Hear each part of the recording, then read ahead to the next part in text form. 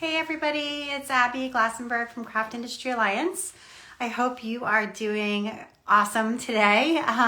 Today is Wednesday, which is when we do our member spotlight, where we drop in on one of our incredible Craft Industry Alliance members and get to learn more about them, more about their business journey, maybe see some samples or a little look inside their studio. So it's always tons of fun. And today we're going to be joined by Marlo from the Handmade Showroom. So I'm really excited to have Marlo here. She should be joining us shortly. In the meantime, I did want to tell you a couple of cool things that are going on here at Craft Industry Alliance. And the main one is our gift guide. So every year over the past 3 years, this will be the third year we've done it, we publish a handmade gift guide. So this features products like hostess gifts, gifts for kids, gifts for crafty people, all kinds of cool stuff, and services as well that are created by our members. And it's a really lovely way to support small business when you're doing your holiday shopping this season. If you are a Craft Industry Alliance member, you get a free listing in our gift guide. So be sure you check your email to find the link to be able to upload that. We also included it in our newsletter that went out today. So you should be able to access it from there if you're a member as well.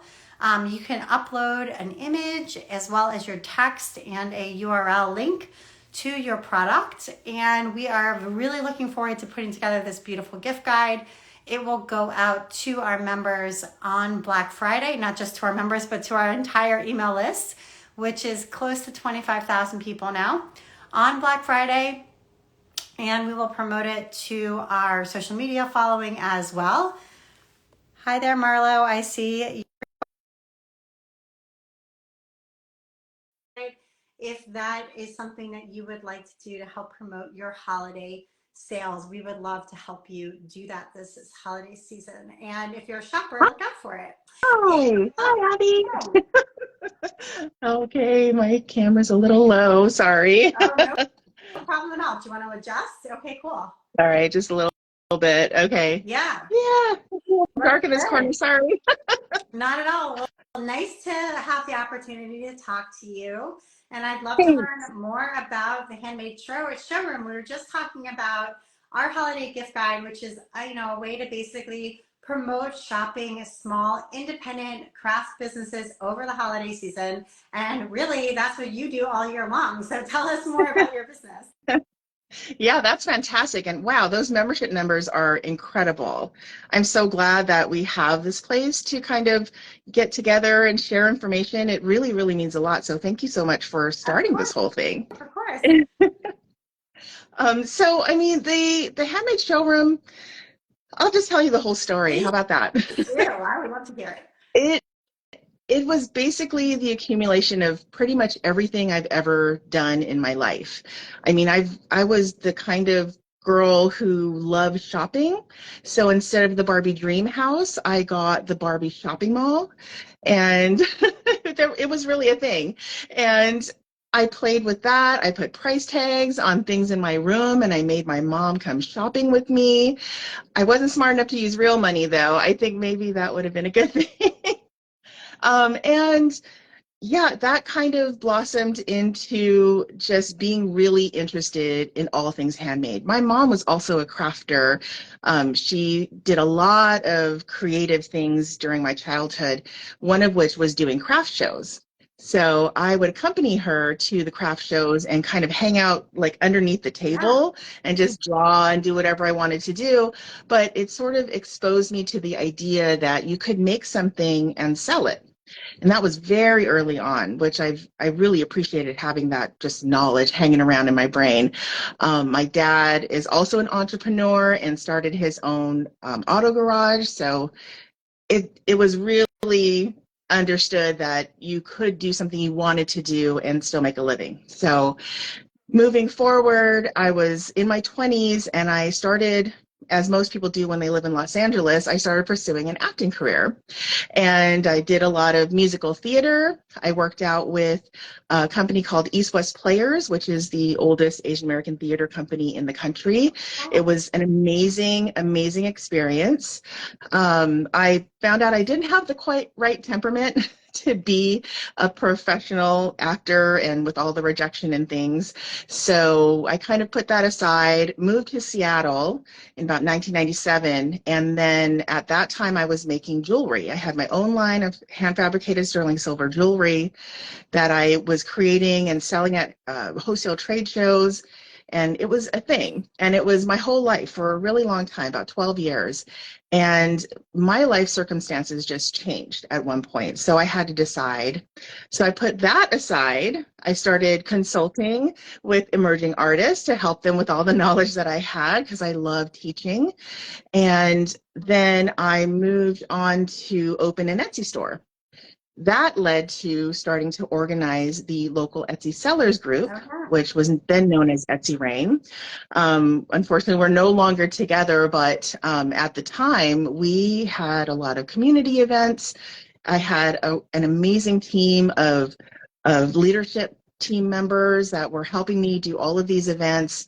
We did a wonderful craft show at the Opera House here in Seattle. It was a 100-vendor craft show, took over the whole lobby. It was gorgeous, beautiful, and it was a fluke. It was a weekend that they just happened to have available and didn't ever have it available again. So unbeknownst to me, the future marketing director of Pacific Place, which is the mall we're in now, attended that show. Wow. And that was in 2012, I think. In 2014, I decided I'm going to open up my own retail store. So I put together a full business plan, a real business plan, and it was really good. I was pretty proud of myself for being able to do that.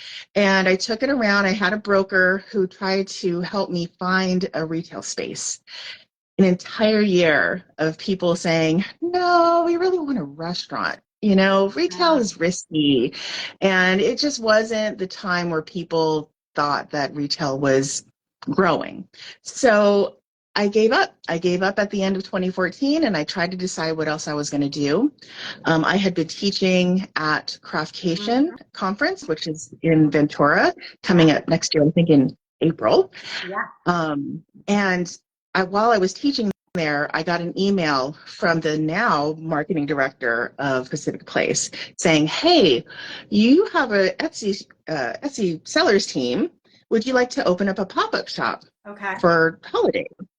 And that was in 2015, the end of 2015.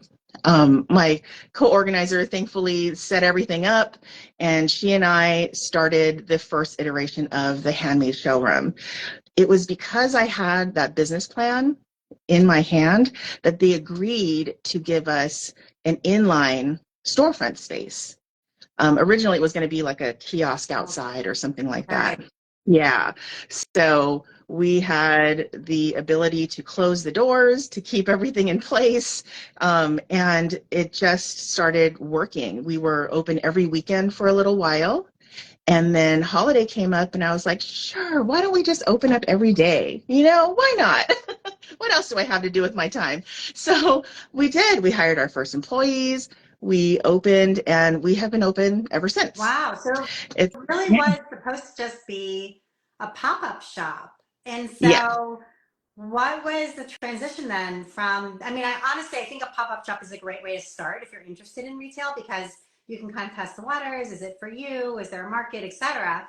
But what was the transition from that to actually signing a lease that's like longer term?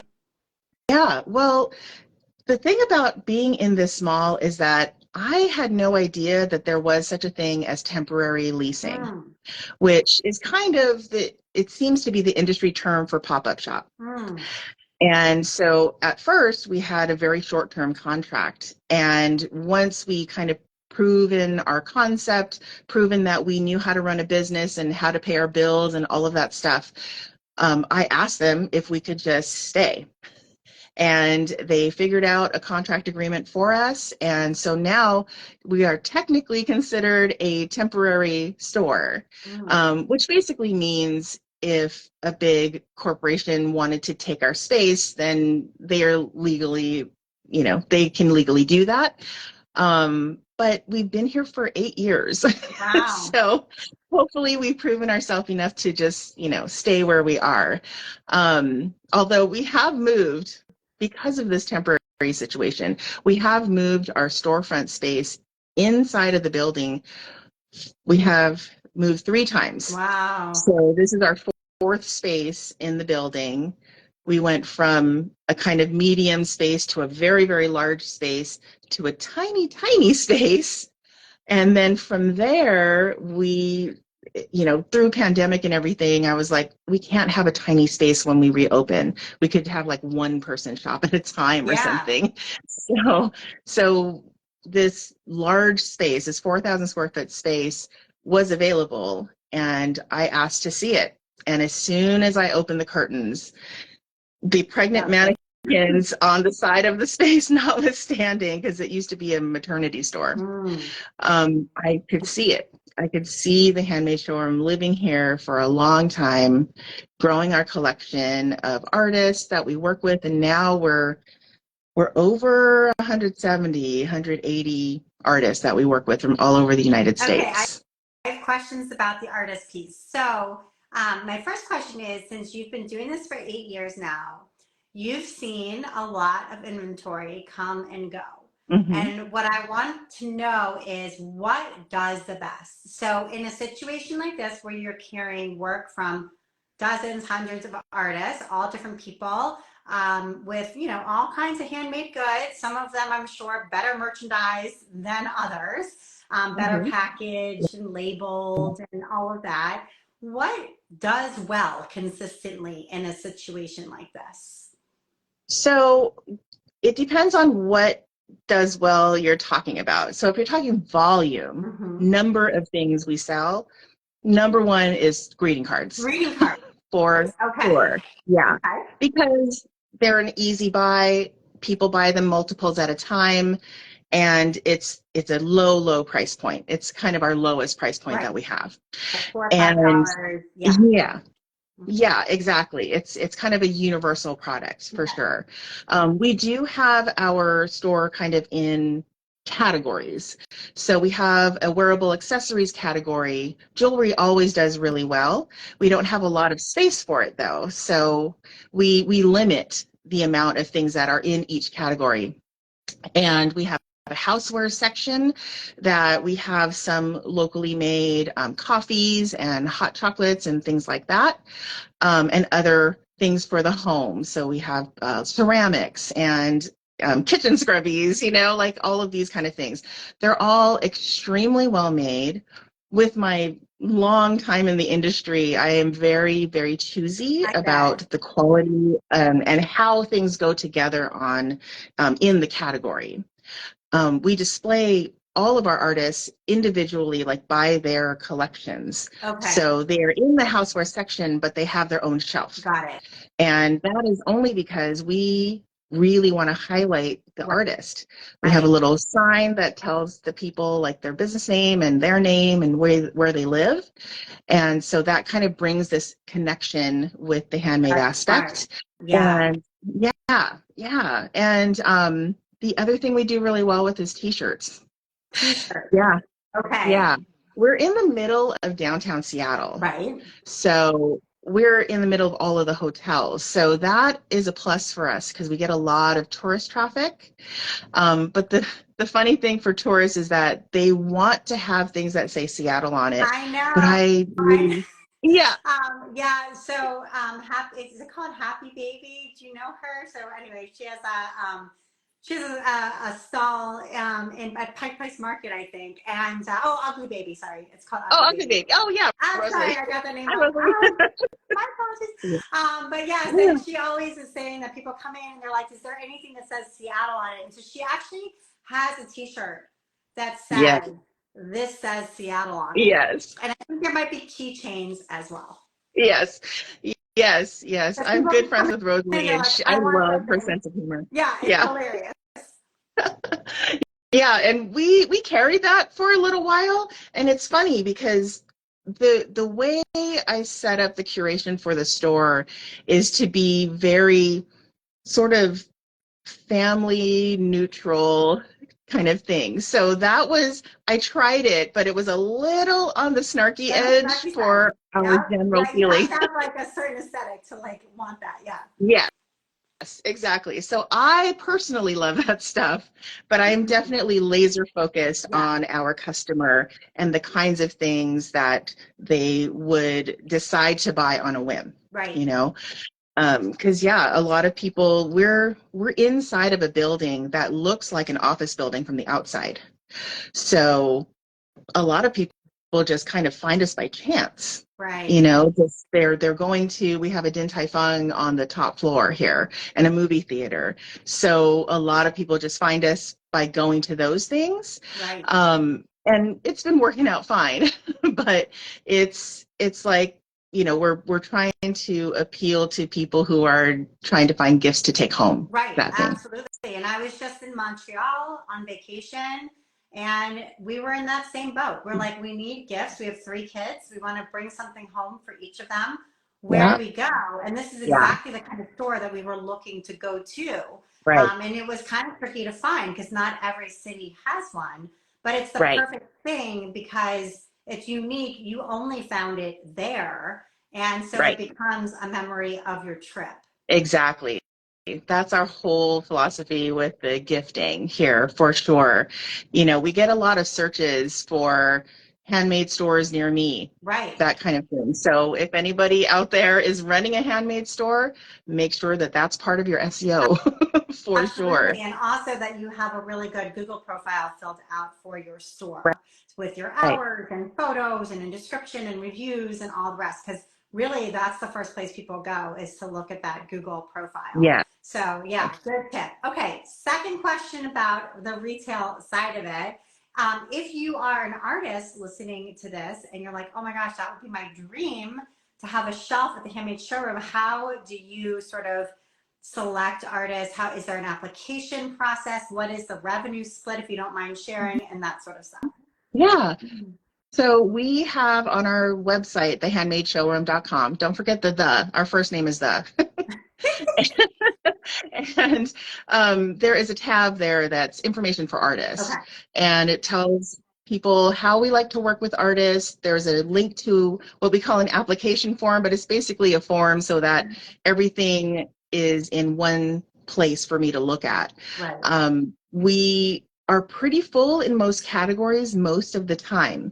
However, things change, artists change direction, and sometimes I find myself needing a particular kind of product to fill a gap in the Okay. collection. So I go to that first. The application, I look down the list for things that are in that category. And if it's a really, really good fit, then I'll write and reach out and hopefully we can work that out. We started 100% consignment, which is a 50-50 split. And that proved to be really, really difficult after a while, Mm-hmm. because I I used to sell my work to stores on Me consignment, too.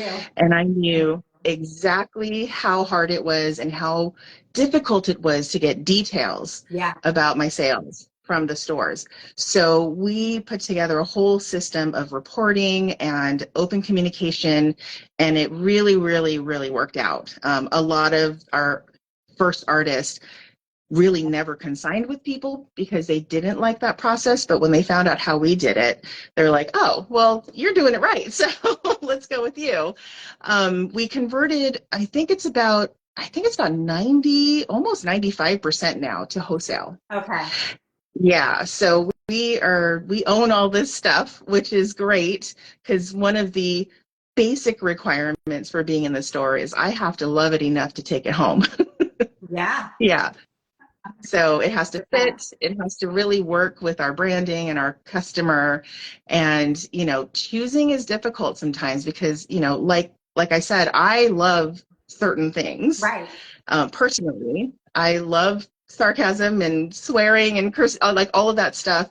But it isn't the brand of the Handmade Right. Showroom. So we really have to be focused on that. Right. Okay. Awesome. So if people want to come by during the Christmas season and do some shopping, share with folks how to find you. And is there shopping online or no, just in person? Yes, we have a very robust and, from what I understand, easily shoppable website. We Okay. have, I'd say, 90% of the products we carry in store are online. So it's a very good representation of the things we carry. Most of the things that don't make it online are things that sell before we have a chance to take a picture. A lot of things are one of a kind that way. We are located in the middle of downtown Seattle Okay. in a building called Pacific Place Shopping Center. And we are on the third floor of that building. Okay. It's one of the buildings in downtown Seattle that has pretty reasonable long-term garage Oh, parking. nice. So yeah, so there's like an underground garage, and you can just go straight up to the main floor, and then you have to take either escalators or elevators to the third floor. Excellent. So if you are visiting Seattle and want to do some incredible shopping, or you want to support the Handmade Showroom and artists this holiday season, either way, this would be a really great destination online or in person. And Marlo, I mean, you have such a great story. I love what you're doing, and uplifting and supporting artists in this way and really highlighting and showcasing the specialness of their products is so, I mean, it's just such a good thing. And you also have been running our niche networking meetups Mhm. over the last couple of months. And these are a chance for our members who work in a specific niche to get together and talk and share, swap stories and share resources and ideas and help each other. And we have one for quilting and for knitting and all the different crafts, but we also have one for brick and mortar store owners. And that's the one that you've been moderating. Yeah. We're hoping to grow it over time. That particular, I think it was meeting on a weekend, which was a little challenging, but we are going Yeah. to grow that niche networking meetup over time. Yeah, yeah, it would be great because I know, just, being in a store and running it all the time, it's really difficult to get around people in our position in Yeah. the industry. So yeah, we've had some really great discussions there, and sharing ideas on how to better serve our customers is really kind of the bigger Yeah. benefit of it. Yeah. So yeah, Absolutely. it's been Yeah. really And fun. I love your store. I think that it's a certain kind of store. I feel like I don't know if you've ever been to Craftland in Providence, Rhode Island, but it is a similar kind of store. Yeah, Nice. and I Yeah. feel like maybe there are, I don't know how many stores like yours you would say there are in the US. Do you have any thoughts on that? No, I'm not sure of the number exactly, but I have a feeling that there's at least one in every major metropolitan city Right. in the country. It's not an easy task to run a retail store, just with all of the ups and downs. But when you get someone like myself who is just completely dedicated to artists and to sort of proving to the general public that handmade equals quality. Our whole hashtag is elevate handmade. I love And that that. is, that's what we do, because people who come into a mall to shop, and this really is a mall, Yeah. they're not necessarily people who will go to craft fairs and things like that, but they will go into a store. So, that's kind of our focus, and our mission is to really bring amazing handmade work to people who might not ever have seen it before. So, Yeah, and it's yeah. very almost like the dream, the original dream of Etsy incarnates. I think Etsy, we now know with the public company and all the rest, Different. Yeah. CEO Jack Silverman has said on the record that handmade is not the value proposition of Etsy, which is jarring and alarming, Yeah. but handmade is the value proposition of the Handmade Showroom. And so it Absolutely. makes me feel like hopeful that there are still people who feel that this is what is of value, is the Yeah. fact that this was made by an artist. Yeah, definitely. I mean, it's definitely worth it for me. I mean, I'm one of those people who, when I latch onto an idea, I take it all the way. So, I'm planning on being here for as long as they'll let us be here, and, just kind of seeing how far we can grow it. The giant sort of pie in the sky dream would be to have the Handmade Showroom in many different states or cities. Yeah. But we'll see. I don't know. The future is the future. Yeah. So That makes me feel so happy. Well, I'm so glad to have had this chance to sit down and talk to you, Marlo, about your business. And thank you to everyone who came and learned a little bit more about it. And I hope you'll follow the Handmade Showroom on Instagram and do some online shopping, some in-person shopping when you're in Seattle. And Marlo, just thank you so much for being a member. We love having you. thank you so much. May I make my little offer Please also? do. Yes, I totally forgot to mention it Yeah. at the beginning, but with my consulting services at Yeah. creativeartsconsulting.com, I am offering Craft Industry Alliance members 20 minutes of free sort of discussion time. So we can talk about your work and your business, where you want to go, and I'll give you some tips and tricks that I can, and maybe we'll end up working together. So, yeah, That's I want to awesome. just put that out there. Yeah, super valuable and learn from somebody who really has seen so much. So say the name of it again, just in case people missed it. Yes, it's creativeartsconsulting.com. Okay, Yep, perfect. and you can reach me directly at Marlo at creativeartsconsulting.com. Right. So get 20 minutes of free advice. I mean, who could turn that down? I think that's a great offer. So thank you so much for that and for being here today. Thank you so much, Abby. All All right. right. See Everybody you. else, Bye, everybody. See you next week. bye. Bye.